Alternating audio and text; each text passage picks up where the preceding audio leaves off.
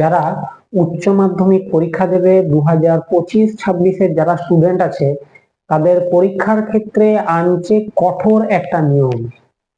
নির্দেশিকাতে পরিষ্কারভাবে জানিয়ে দেওয়া হয়েছে কিছু নিয়ম।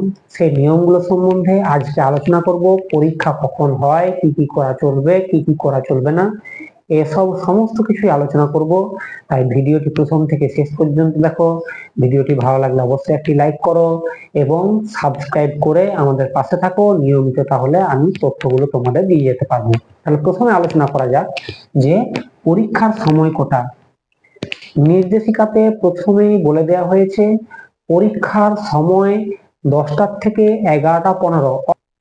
এই 1 ঘন্টা 15 মিনিটের মধ্যেই তোমাকে সমস্ত কোশ্চেন অর্থাৎ তার যে উত্তর সেগুলো সমস্ত কিছু ভাবে পূরণ করতে হবে। এছাড়া কিভাবে পূরণ করতে হবে আমি একটা ভিডিওতে পরিষ্কারভাবেই জানিয়ে দিয়েছি। এরপরে দ্বিতীয় প্রশ্ন কি, পরীক্ষার কঠোর নিয়ম।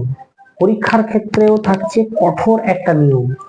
পরীক্ষায় মোট 5 রকমের কোশ্চেন ছাপানো হবে, অর্থাৎ এক্স ওয়াই জেড এরকম ভাবে মোট 5টা কোশ্চেন ছাপানো হবে।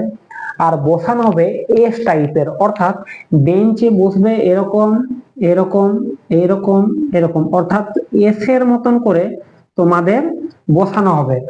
আর এর যে প্রশ্নপত্র, এর যদি এক্স টাইপ থাকে এর জেড টাইপ থাকবে, এর ওয়াই, হ্যাঁ এরকম ভাবে মিলিয়ে মিশিয়ে, এর হয়তো ইউ থাকলো, এইটা হয়তো ভি থাকলো, এরকম মিলিয়ে মিশিয়ে তোমাদের অ্যান্সার শিট তৈরি করবে। অর্থাৎ কোশ্চেন একই থাকবে, তোমার যেটা 5 নম্বর কোশ্চেন সেটা অন্য কারো 25 থাকবে, বা কারো হয়তো 16তে থাকবে, কারো হয়তো 1-এ থাকবে, কারো 40-এ থাকবে। এইরকম মোট 5 ধরনের কোশ্চেন ছাপানো হবে। অর্থাৎ তুমি যদি কারো দেখবো বলো তাহলেও কিন্তু দেখতে পারবে না।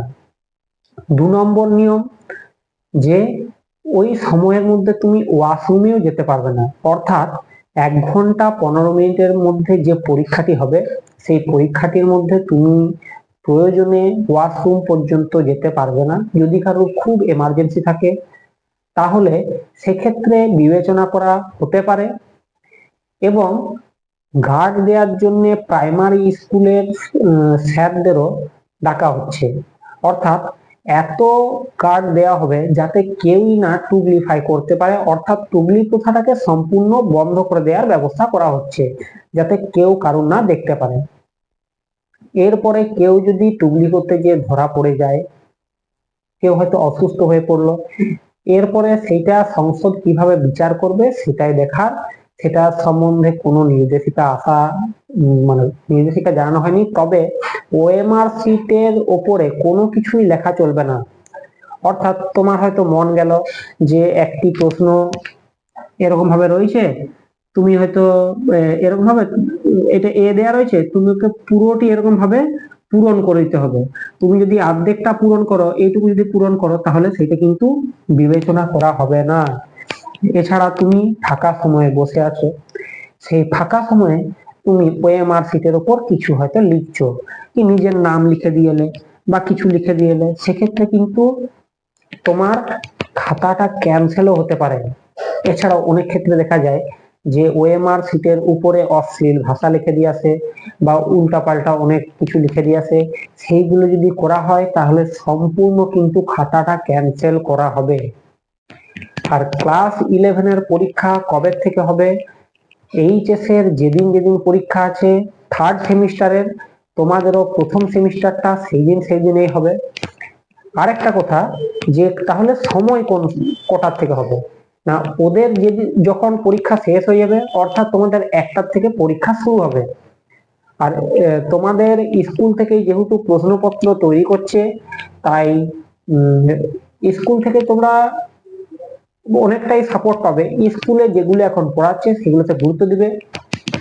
আর একটা, ক্লাস 11-এ যারা মনে করেছিলে যে 37, 38, 39 এমনকি 40-এ 40ও পেয়েছো, এটুকু আশা রাখো না। কারণ হচ্ছে যারা পড়াশোনায় ভালো তারা সত্যিকার নিজের ট্যালেন্টে পাবে, কিন্তু তোমাদের পক্ষে যারা একটু ফাঁকিবাজ তাদের পক্ষে কিন্তু একটু সমস্যা হতে চলেছে। যেহেতু 5 রকমের কোশ্চেন করবে, তাই তোমরা কিন্তু কারো দেখতেও পারবে না। এছাড়া 1 ঘন্টা 15 মিনিটের মধ্যে তোমরা হল কালেকশনও ভালো করে করতে পারবে না। ক্লাস 11-এ যেমন হল কালেকশন হয়েছিল, ক্লাস 12-এ কিন্তু সেই হল কালেকশনটা একেবারেই বন্ধ হয়ে যাচ্ছে, তোমাদের কাছে একটু কঠিন হতে চলেছে।